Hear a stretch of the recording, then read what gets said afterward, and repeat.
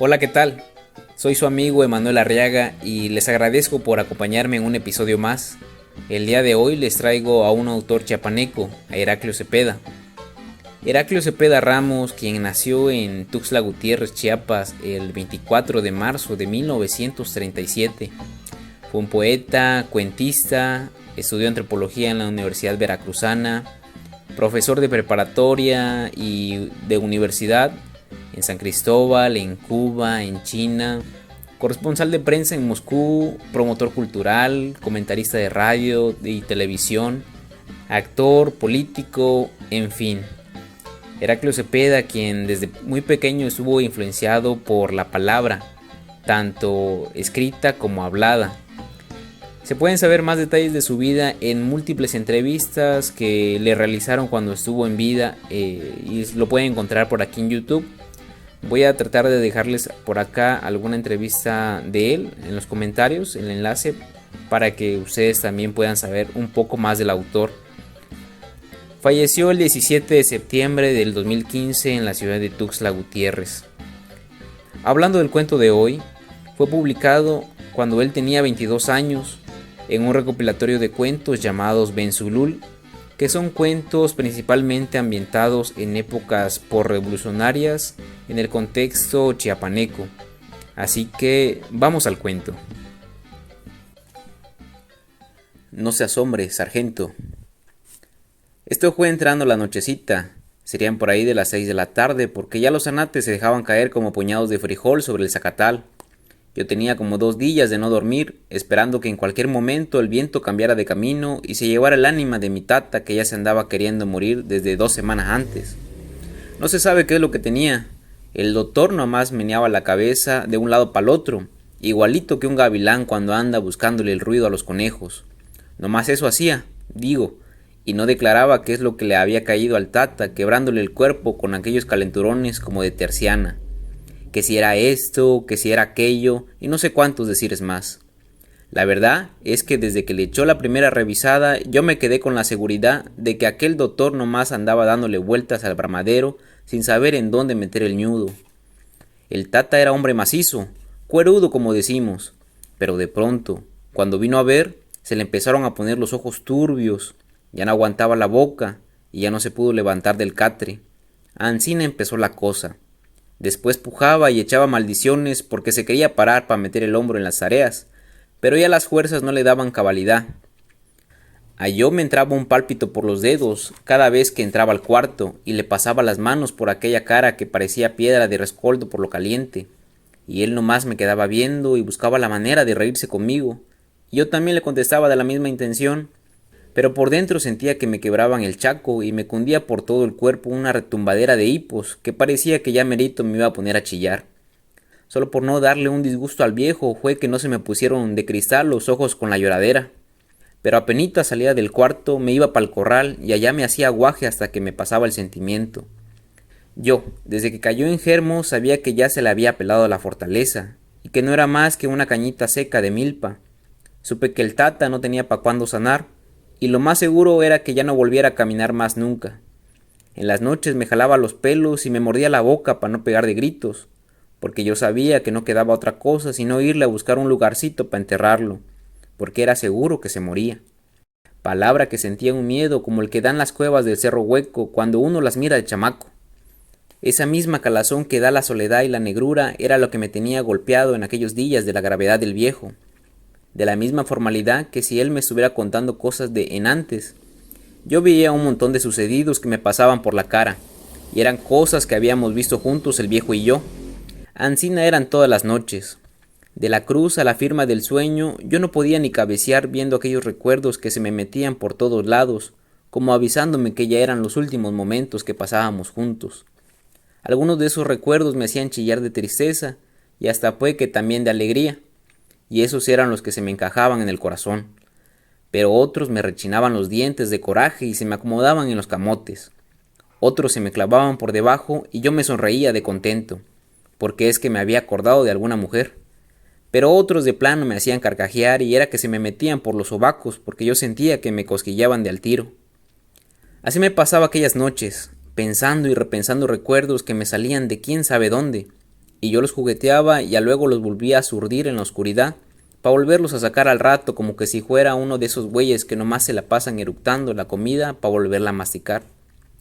Y en medio de todas esas revolcaderas en el catre, lo que más me calaba era que en toda la vida no había sabido gozar de la cercanía del Tata.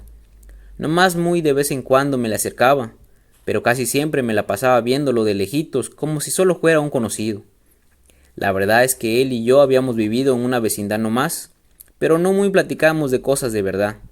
Y todo por mi culpa. Primero fue porque a las horas de juntarse yo prefería pelarme al monte a buscar animalitos para matar, a luego porque me tenía que esconder de sus ojos para echarme el pinche cigarrito. Y más en después porque prefería cambalachear sus pláticas por las bebederas con los amigos o por seguirle el paso a alguna hembra. Ansina siempre, por cualquier babosada. Yo me le pelaba al viejo y casi no lo había oído platicar de todo lo que él sabía. Solo muy de cuando en cuando en los campamentos, cuando a fuerzas tenía que estar con él, es que me hablaba de lo que tenía guardado para contármelo a mí, de lo que sabía, de lo que había visto o de lo que le había tocado hacer. Y yo me ponía más contento que una ceiba llena de pericos de oírle todas aquellas cosas. Y cuando regresábamos para la casa, yo les presumía a los compañeros de lo que había aprendido y me hacía el compromiso de ya no separarme del viejo para seguir oyéndolo. Pero a los pocos días ya andaba por ahí haciéndome el amalditado, buscando mis cosas lejos de su autoridad. Total y cuenta que ahora que el viejo se me andaba muriendo, yo sentía un coraje de todos los diablos contra mí solito, por no haber oído sus palabras que tanta falta me hacían ahora. Me daba cuenta que no había aprendido nada del viejo, que solo de a por fuera lo conocía bien, pero de su carne no había agarrado nada por mi culpa. Uno no sabe qué tal es la tierra hasta que la vende. Me acuerdo cuando se murió mi nana. El viejo estaba como si le hubieran metido un balazo. Hablaba nomás por hablar, para que no dijeran que era llorón. Pero en su soledad, el pobre se había quedado como uno de esos palos huecos al que las hormigas le han robado toda la interioridad. Yo era ansina de chamaquito, pero también estaba que no podía decir nada de la pena que me andaba pegando. Y quién sabe por qué, pero la tristeza del Tata era lo que más me dejaba rompida el alma. Y yo, pispilinito como estaba, me hice la obligación de cuidar al viejo, de ya no dejarlo solo, de que siempre me sintiera cerca del ruido de sus espuelas. Pero apenas acabamos de rezarle su novena a mi nana, ya cuanto hay me había olvidado del pensamiento, y ya andaba otra vez trotando con toda la chamacada buscando nidos de pajaritos, y el viejo solo en su soledad. Y ahora que el viejo se andaba muriendo, me crecía la carga de conciencia, y también me maldecía por no haber sabido acompañarlo. Pero ya pa' qué, eso es lo que pensaba, ahora ya pa' qué. Ansina fueron pasando los días, cada vez me convencía más de que el viejo no tenía remedio. La enfermedad se lo estaba chupando, ya no era ni su sombra lo que ahora se revolcaba bajo las chamarras del catre. Que me maldigan los santos se hice pecado, pero casi quería que ya se muriera porque a las claras veía que estaba sufriendo más de la cuenta. Él, que siempre había sido como un muchacho por su fortaleza, debe de haber estado con el desconsuelo pudriéndole la agonía de ver que ya no le quedaban esperanzas. Al menos eso era lo que yo me figuraba. El Tata se iba quedando con el puro pellejo untado sobre el esqueleto, y yo nomás lo veía y la tristeza me cundía de plano. Un día amaneció sin calentura, y yo me empecé a alegrar y a pensar que a lo mejor se salvaba. Pero cuando el doctor llegó me dijo que eso era lo peor, que cuando la quemazón se acaba es que ya la vida se dio por vencida y ya no quiere seguir pataleando. Y ansina fue realmente. Ese día cayó un gran aguacero que duró desde que tempraneó la mañana hasta que se contó el ganadito. Toda la jornada fue un solo lloviznar y macizo, como aquellos aguaceros que ya no se ven seguido. A mí eso me tenía encabritado porque mi nana se murió en día de llovizna, y ella decía que la nana grande también se había pelado en medio de un temporal. Son esas señas que no fallan. Como decía al principio, serían las 6 de la tarde cuando el doctor salió con una cara larga como un tecomate y todo pálido. «¿Quién sabe si hice mal?», me dijo, pero su papá me preguntó que si tenía remedio y yo lo vi tan macho y tan seguro que no lo quise engañar y le hice ver que estaba grave y que ya se iba a morir. Así se lo dije. Yo sentí como si me hubieran metido un palo ardiendo. Pegué un reparo y de un salto me paré del banquito en que estaba sentado y me quedé parado frente al doctor. Estaba con el coraje rebalsándome la boca. Hubiera querido agarrar el machete y darle por la madre allí mismo. Tenía piquetes en los ojos como si me hubieran untado chile. Pero luego me puse a pensar que tal vez eso era lo más mejor. Al Tata siempre le había gustado las cosas derechas y a lo macho. Recordé que una vez me había dicho que lo bueno aquí en el campo es saber cuándo se va uno a morir, que en el campo la muerte no es más que un sucedido que a fuerzas tiene que llegar y casi siempre es hasta una salida para los problemas.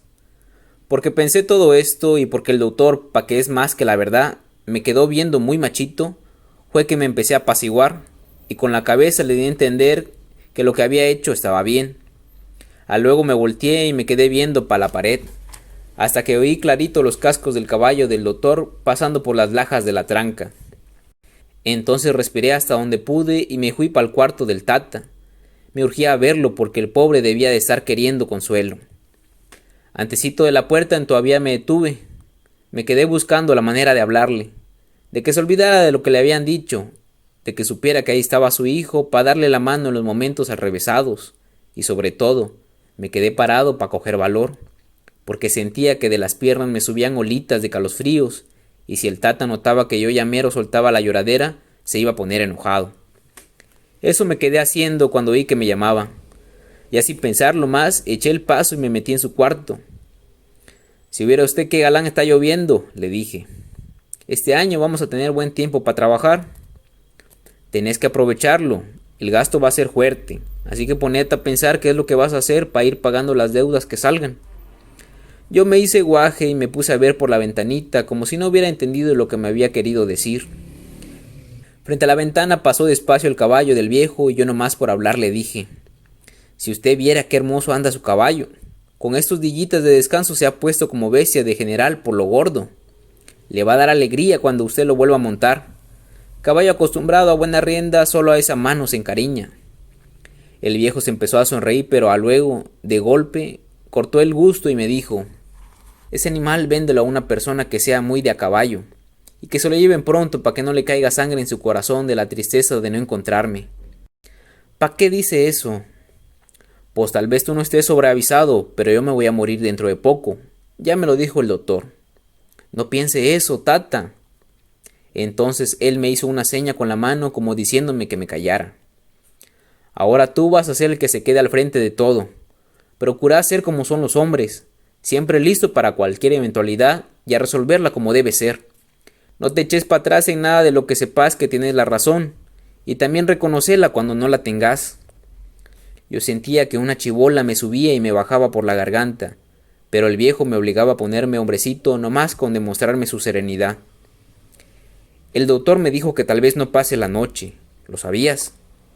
Con una seña de la cabeza le dije que sí, y él me quedó viendo como esperando que yo le dijera más cosas. Desde la semana pasada supe que usted se iba a morir, y desde entonces he estado preparando todo lo necesario. Clarito vi de cómo el Tata se le alegraron los ojos, y yo entendí que era del gusto de verme controlado. Luego me puso su mano sobre la frente, y yo la sentí fría, como si la muerte ya la anduviera buscando la embocadura. Procurá que todo quede en orden. Luego me acercó más la cabeza jalándome con su mano. Y que no hayan gritos ni nada en el velorio. Si falta el dinero, pedile prestado a mi compadre José. Él te dará lo que haga falta para el entierro. No es que tenga obligación, pero hemos sido muy amigos. Desde hace como 7 días me dijo que todos los gastos corrían por su cuenta. Mi Tata se sonrió y movió la cabeza. Esos son amigos, dijo, que no fallan ni se esconden cuando uno los precisa. Luego, como si no quisiera que se le fuera a ir ningún pensamiento de los que se le venían: oí, ahí me buscas un lugarcito que no esté tan peor para que me entierren. Yo sentí que me pullaban los riñones, pero hice la fuerza y ni siquiera moví la cara. Me lo quedé viendo y le di a entender que de eso ni tuviera cuidado. Después ya no pude aguantarme y le dije: caray, viejo, ¿cómo puede usted estar tan macho hablando de estas cosas sin que siquiera le tiemble la voz? El Tata se sonrió. Cuando está uno viejo ya no hay miedo de nada. Uno anda tranquilo porque ya hizo de todo y todo lo gozó y lo sufrió. Yo estoy contento de todo lo que vi y lo que arranqué y lo que sembré. Cuando te muras, ahí lo vas a ver. También estarás igual. Pues quién sabe. A yo se me arruga el cuero nomás de pensarlo. No tenés por qué. La muerte no mata. Lo que mata es la suerte. y siendo ancina, pues ¿pa' qué alegar? Lo que sí, acordate siempre, nunca debes sentirte solo. Donde quiera que estés, yo voy a andar contigo, y cuando te muras, yo voy a estar esperándote al ladito para mostrarte el camino. Así con esa serenidad con que lo estoy contando me lo dijo, hasta puede que más a lo macho, porque yo, con todo y que ya pasaron sus añitos, todavía siento una urgencia en el gañote cuando platico de estas cosas. Me quedaba mirando como si se quisiera aprender de memoria mi cara, para no olvidarme en el otro mundo y poderme reconocer cuando me viniera a enseñar el camino de los muertos de ley. Y yo sentí que sus ojos me picoteaban la cara. Después me estuvo platicando sus recuerdos, de lo que yo nunca había querido oírle me estuvo platicando, y era como si de plano fuéramos cuates más bien que padre y cría. Me contó de cuando anduvo con la carabina repartiendo muerte en la bola, de las ciudades que vio, de sus amigos, de sus enemigos, de sus risas y sus miedos, hasta de sus mujeres y de algunos hermanos que a lo mejor me dejó rondando por las rancherías. A las claras se veía que no quería llevarse ningún recuerdo para el entierro, y yo lo recibía como si fuera lluvia de abril, porque a lo macho nunca he aprendido más cosas que esa noche. Cómo sabía cosas el viejo. Yo sentía que estaba recuperando todo el camino checo que había caminado, que en esos últimos decires el tata me abonaba la boca con sus cosas, que me dejaba de golpe todo lo que yo debí ir cargando poquito a poco. Pero me sentía tranquilo, porque ahora sí lo sentía a él bien cerquita del corazón, como si lo tuviera dentro de la camisa. Acordate, cuando te muras yo te voy a estar esperando, no tengas miedo. Hay dos cosas a las que no tiene caso sacarle la vuelta: nacer y morirse. De una y otra forma que te caigan es lo mismo. Lo que sí, hay que ponerse listo para hacer lo que se debe en la vida, para poderse morir tranquilo. Y yo lo quedaba viendo. Otra cosa que debes recordar es que es mejor que te maten por lo que sabes que es la verdad, que vivir gediendo a mentira. Así estuvo hablando toda la noche, y yo pegado a la orilla de su catre. A cada palabra que sacaba, a las claras se veía que se iba quedando más acabado. Yo veía que se me estaba pelando y me daba un rechinamiento de huesos, el solo pensar que no le podía echar una manita pa' nada. Cuando cantó el gallo me dijo: agárrame fuerte la mano. Y yo se la apreté y él se fue poniendo más pálido. Movía la boca sin parar, y cualquiera hubiera pensado que estaba rezando, pero yo que lo conocía bien sabía que nomás repasaba recuerdos para no olvidarse de nada. De repente los chuchos empezaron a latir muy feo, como si tuvieran miedo o como si estuvieran llorando, y yo sentí que el tata me aflojaba la mano. Le besé la frente igual que cuando se iba para cualquier viaje y le cerré los ojos. Luego le prendí unas velas y me fui a arreglar lo necesario y a llamar a los amigos. Ansina fue como se murió mi tata. Ansina me enseñó a morir. Ansina fue que me dijo lo que se debe hacer. Ansina fue que me prometió que iba a andar a mi lado esperando a que me muriera para vigilar que todo fuera como es la obligación. Para que constatara que hijo de tigre, tigrillo. Por eso es que usted no debe espantarse que yo esté tan tranquilo. A cada palada de tierra que saco es una carga menos que tengo. Cuando acabe de abrir la tumba ya todo va a estar arreglado. Pero yo voy a andar entero porque es como hay que portarse, como es la obligación. Porque sé que en estas llanadas lo mejor es no patalear cuando nos llega la hora. Porque sé que el tata tenía razón cuando me dijo que la muerte no viene a ser más que un caballo matrero al que algún día tenemos que montar. Por eso es que estoy tranquilo, señor. Y usted, sargento, también debe estar igual. Hoy le toca tirar a usted, mañana le tocará recibir. Bueno, yo ya acabé de hacer la tumba. Nomás le recomiendo que me entierren hasta el fondo. Usted dice, sargento, ¿en dónde me pongo para que me fusile?